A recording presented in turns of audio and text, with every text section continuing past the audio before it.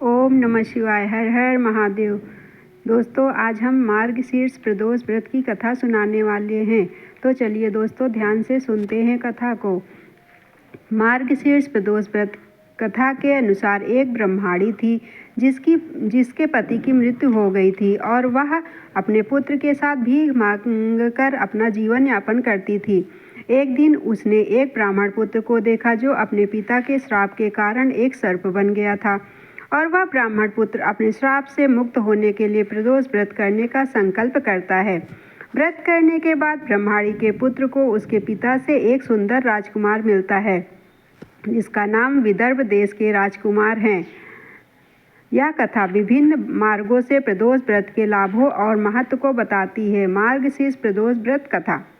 एक समय की बात है, एक गांव में एक ब्रह्माणी रहती थी। उसके पति की मृत्यु बहुत पहले हो चुकी थी और वह अपने इकलौते पुत्र के साथ भिक्षाटन करते अपना पेट पालती थी। एक दिन वह भिक्षा मांगकर लौट रही थी, तभी उसकी मुलाकात विदर्भ देश के एक राजकुमार से हुई। वह अपने पिता की मृत्यु के बाद राज्य से निर्वासित होकर दर बदर भटक रहा था। उसकी हालत देखकर ब्रह्माणी को दया आ गई। वह राजकुमार को अपने घर ले आई और अपने पुत्र की तरह ही उसका ध्यान रखने लगी। एक दिन ब्रह्माणी के पुत्र ने ब्राह्मण पुत्र से कहा कि वह प्रदोष व्रत का पालन करे ताकि उसे श्राप से मुक्ति मिल सके। ब्राह्मण पुत्र ने प्रदोष व्रत किया और व्रत के प्रभाव से उसे राजकुमार के रूप में फिर से अपना राज्य प्राप्त हुआ।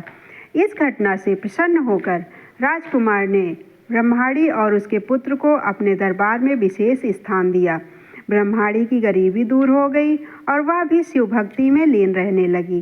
प्रदोष व्रत कथा के लाभ। प्रदोष व्रत करने से सभी मनोकामनाएं पूर्ण होती हैं। यह व्रत विवाह संबंधी बाधाओं को भी दूर करता है। यह व्रत करने वाले को जीवन में धन, ऐश्वर्य और विजय प्राप्त होती है। हर हर महादेव। जय भोलेनाथ।